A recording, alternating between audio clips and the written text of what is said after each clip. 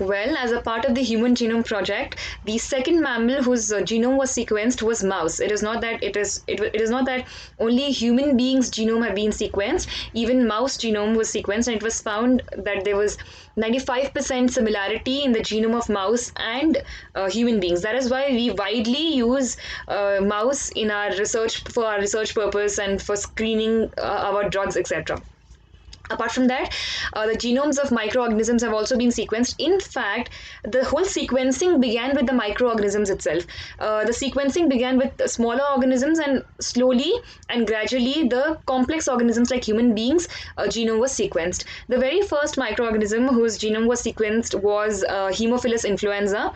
Apart from that, we have many other microorganisms whose genomes have been sequenced, like there's Vibrio cholerae, there's Streptococcus pneumonia, there's Staphylococcus aureus, Mycobacterium tuberculosis, etc.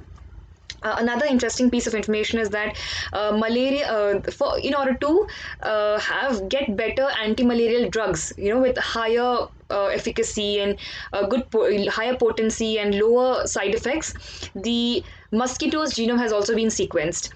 Apart from this, we also have genomes of insects, etc., like Drosophila being the best example. All of those things. Moving on to the genomic methods for drug target discovery. Analysis of gene expression. We've already learned that the gene microarray or the DNA microarray it is widely used in order to obtain the gene expression profiles. So this particular technique can be simultaneously used for parallel detection of gene expression levels between two groups of samples. One is the sample of the healthy person, the other one is the sample of the patient who is suffering from a particular disease. Furthermore, so how does this help us? This will help us to understand which genes are expressed in the patient and which genes are not expressed in the healthy person. So this differentiation can be done with the help of gene microarray, and again it is not just restricted to two samples. Furthermore, multiple groups of samples might be compared among them as long as the control remains the same. That is, the sample of the healthy person must remain the same, that should not be altered, and then multiple samples can be utilized. Databases of model organisms. There are over 30 model organisms for which whole genomes were sequenced, and more than thousands and hundreds of organisms are being sequenced even today. The obtained data resources are helpful for functional predictions of genes, especially for pathogenic organisms, and are useful for screening drug targets. See, when we sequence the genome of a pathogenic organism, of certain microorganism which is capable of producing disease in a human being, then how is that going to help us? That will help us because we will be very much exposed to the drug target. We'll know what to exploit, which drug target to be exploited in the microorganism. That will be very clear, that this particular piece of information helps us in designing or screening drug targets. Next is hunting for disease-related genes. Searching for genes that are related to diseases and understanding the structure of such genes that are related to diseases, the function, the location in regulatory networks are very significant in screening drug targets. Presently, many studies or experimental techniques are being utilized in order to identify these genes, which are nothing but our targets. Analysis of the genes related to drug action. See, previously we learned that the gene microarray can be utilized for comparative purposes, wherein we can see in the healthy person which gene is not expressed, and in patients which gene is being expressed, that is leading to the disease. Similarly, gene microarray can also be used in a different way. Here it is used to analyze the expression profile to study the difference of gene expression in the same individual before and after drug, and then determine which genes are differentially expressed between the two conditions. See, this will help us to find out the efficacy for drug. Once these samples are taken before the drug treatment, and then gene expression profile is obtained using microarray technique. After the drug regimen or after the drug treatment, again the samples are collected and the gene microarray is performed. So we get another set of genetic expression profile. This helps us to understand if that drug was able to suppress the expression of the disease causing gene. So this helps us to know in turn if the drug is working or not. That is another very important application. Next is screening of poisonous side effect genes. The genes directly participating in poisonous side effects are not our intended drug target genes, but they can indicate the poisonous side effects of a candidate drug. Here, what we need to understand is that we've been talking about designing a drug that will go and bind to a target. But how are we sure about this? How do we know that our drug will go and bind to the target only? It can also bind to many other proteins which have structural similarity with the target. That is very much possible. If there are other proteins with structural similarity, which looks like our target, then there is a chance, there are possibilities for our drug to go and bind to those targets as well. This is known as off target. These off target itself leads to side effects, while we are designing a drug, we have to make sure that the specificity is being checked. That is, the drug is specifically going and binding to our targets in order to reduce the side effects. It should not bind to the off targets. Applications of genomics. It is used in the field of medicine for early detection of genetic diseases and also for its diagnosis, treatment, of course. In forensic science, it is used to generate useful information and new leads for forensic investigations. It is used to study evolution through mutation lineages. It is also used in agriculture in order to study the various new hybrids that can be generated, and the disease-resistant plants that could be generated. That finishes our genomics. Moving on to proteomics. Just like genomics was a study of genome, proteomics is a study of proteome. Just like genome was the entire set of genetic material of an organism, proteome is the entire set of proteins present in an organism. It's the entire complement of proteins expressed by a cell, tissue, or an organism. Proteomics includes the large-scale study of proteins and their structures and functions.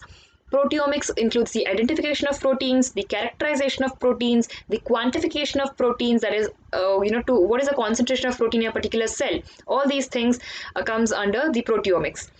Proteomic approach of drug discovery includes finding an unstable protein that is causing an undesirable effect, nothing but disease.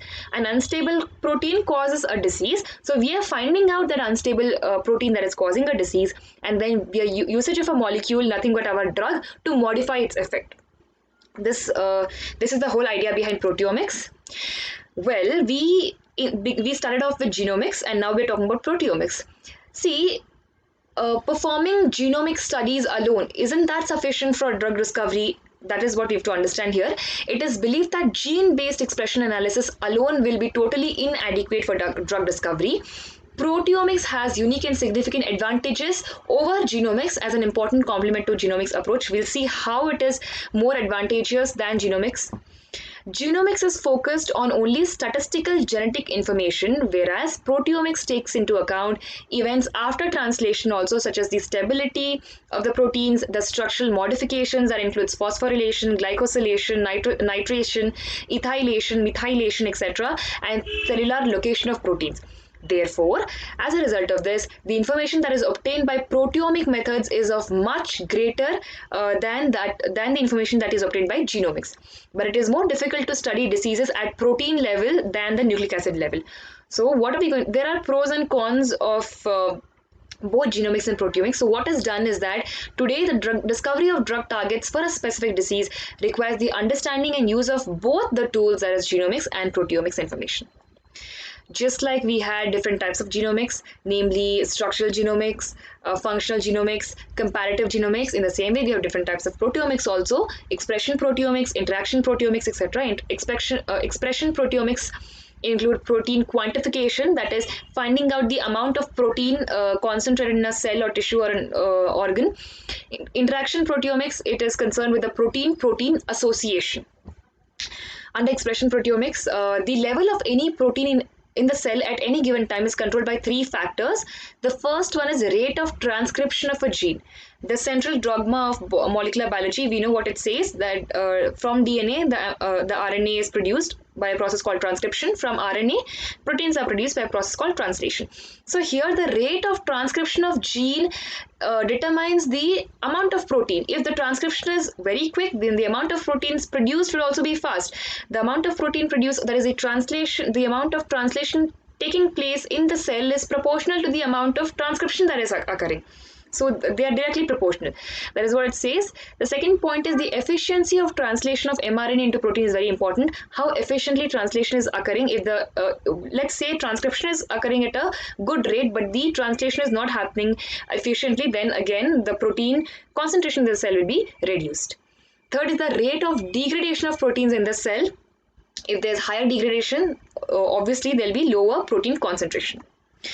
Now talking about interaction proteomics, proteins are not discrete and they are not independent molecules. They need some other proteins, or let's say they need some other cofactors for their activity. Such interactions are necessary for signal transduction, cell cycle, and gene regulation. We'll see proteomics in drug discovery. In target identification, target is also called as marker identification. This application of proteomics provides a protein profile of a cell, tissue, or body fluids that can be used to compare a healthy with a diseased state for protein differences in the search for drugs or drug targets. What they're trying to say is, if we take two different samples, one is a healthy patient, one is from a healthy person, and the other one is from a patient suffering from a disease. And if we perform proteomic study, then what are we going to get? We'll get the protein profile of the cell, that is the type of proteins being expressed, the quantity of proteins that are being expressed, the amount of proteins that is accumulated, the degradation of proteins that is taking place, the rate of degradation, the rate of synthesis, everything, the entire protein, the types of protein that is being expressed, the nature, all these things are obtained. This helps us to understand how is the disease state different from the healthy state in terms of protein profiling. We'll see target validation. First of all, you have to understand what exactly is target validation. See, we've been talking about target. We've been saying that target is there's one target and we are designing a drug to bind to that target. All of those things are fine, but we have to be very sure that this target is the right target, because if we are unsure of it, then in the future that will lead to failure of the drug discovery. It leads to failure of the whole study. That will obviously cost a lot of money, and it's a waste of time, energy, resources. So that is why we have to be very sure about which target we are taking. The target that we are taking, if we inhibit the target, there should be a change in the disease state. There should be an improvement in the disease state of the patient. That is very sure. We have to validate the target. So this can be achieved by comparative analysis of reference protein profile from normal or disease state with the protein profile after drug treatment. The same thing, the drug is before the drug is given, the protein profile is checked, and after the drug is given, the protein profile can be checked by various methods like microarray, etc. And after the drug is given, the protein profile is checked, and the difference is seen. Is the drug making any difference? If the drug is able to make a difference, if there's an improvement, it means that the target that we have chosen is absolutely right and it has been validated.